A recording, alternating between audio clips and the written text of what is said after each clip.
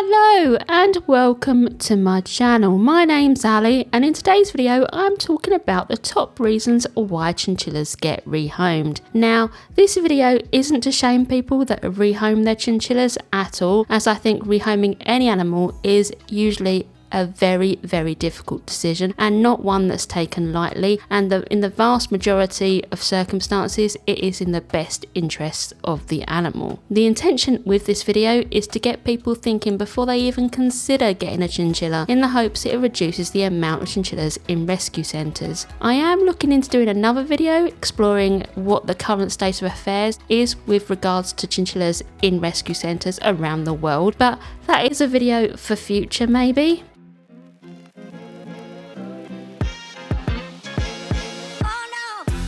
First reason is parents buy chinchillas for a child and the child gets bored of the chinchillas. Now I'm not going to sit here and say never buy pets for children, as I know some children are exceptionally responsible, but what I will say is that I don't think children should ever have sole responsibility for a pet, as even the most responsible, mature children can find themselves losing interest. I personally think that if you're going to get a pet for a child, you have to be, as the adult, just as invested in the animal as the child. So if the child does lose interest, you can care for the animal.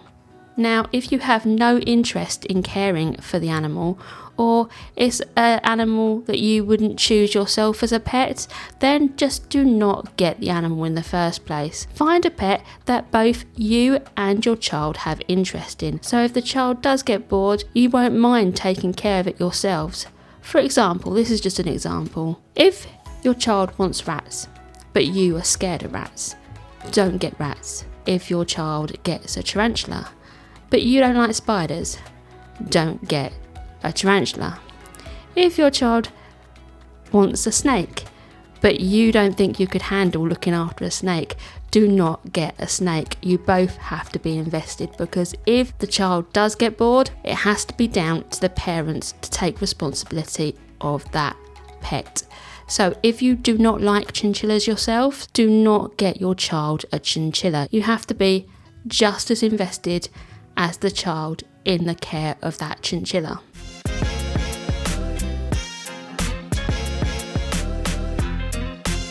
Okay, second reason is impulse buying from a pet store. Now thankfully this is something we see less and less of in the UK, because big pet store chains like Pets at Home stopped selling chinchillas years ago, and to be honest with you, I haven't seen a chinchilla in a pet store for a very long time. But I expect it's still a problem elsewhere around the world, including the US. And the problem with impulse buying a lot of the time is that not enough research is done, except for maybe a quick Google search, which is not really adequate, and you may not understand what you're getting yourself into. And you soon realise once you get the chinchilla home and you start caring for it, that this pet might not be for you. Now the best way to avoid this is to do a lot of research from multiple sources before purchasing any animal, including a chinchilla, so you are as prepared as possible for looking after chinchillas.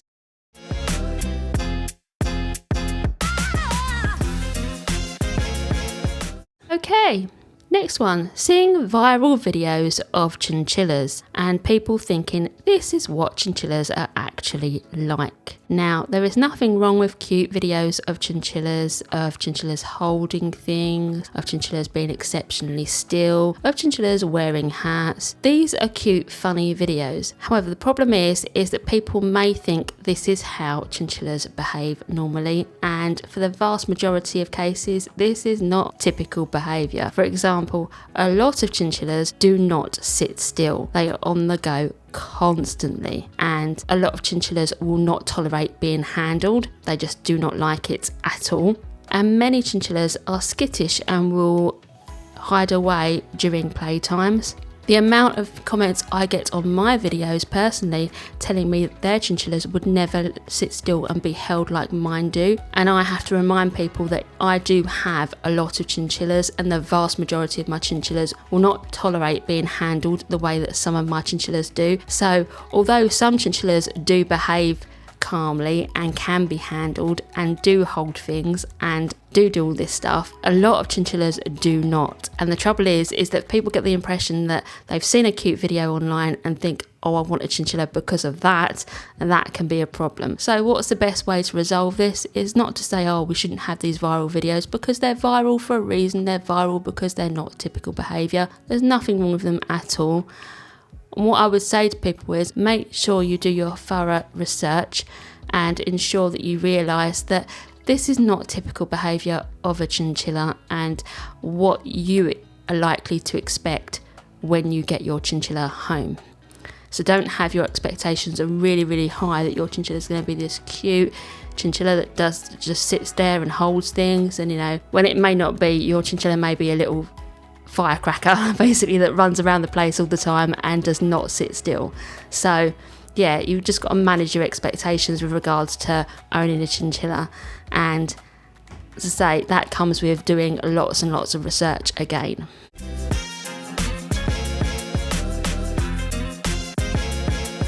Okay, the next reason that chinchillas get rehomed, and this is chinchillas' lifespan. So chinchillas can live an exceptionally long time for a rodent, some living into their 20s, although this is not particularly typical. It's normally around the 15-year mark or so, but they can live into their late 20s, which is a very long time to care for an animal, and people's lives can change during this time. People's circumstances can change dramatically. They can change where they reside, which means they may not be able to keep pets anymore. They can have had changes in their physical health or their mental health, or they can have change in their finances, making owning a chinchilla more challenging. There is nothing you can really do to prevent this or get prepared for, other than being fully aware of how long they can actually live and what a long-term commitment it actually is. But if you do have changes in circumstances and you are struggling to take care of your chinchilla, it is far better to rehome them responsibly.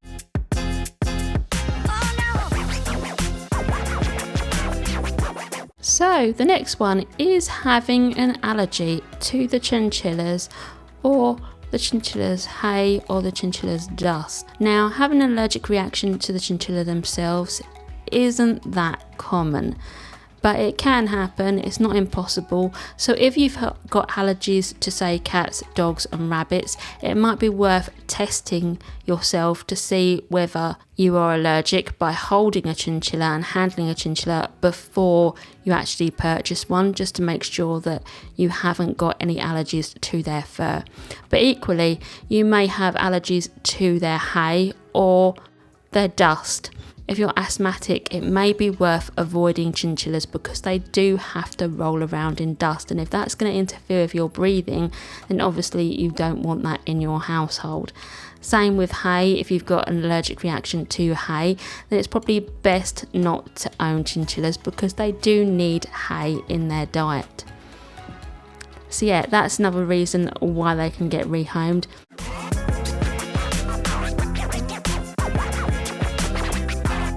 Okay, so another reason why chinchillas sometimes end up in rescue centres and rehomes is because of irresponsible backyard breeders.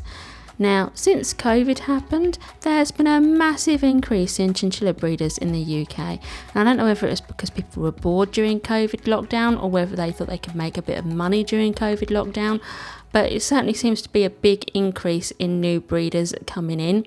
And I've noticed that some of these breeders don't actually vet their chinchillas before they actually breed with them. For example, they will breed with rescues and they will breed with just chinchillas they found on Pets for Homes, or they will breed with pet store chinchillas, which is not great because you don't generally know the genetic background of the chinchillas that you are buying. Often they will backbreed their chinchillas, which means they won't give their chinchillas a break in between breeding, which means they're producing a lot more kits. And with a lot more kits, there's not a lot more chinchillas that need homes. And with these chinchilla breeders, sometimes I have noticed that they will breed chinchillas for a few years, and then all of a sudden they will say, I am selling my entire herd. And I have my suspicions about this. I think this is because quite often things like mallow and other genetic issues don't come to the forefront straight away. It takes a few years to work out you've got a huge problem with mallow in your lines. So I wouldn't be surprised if half the time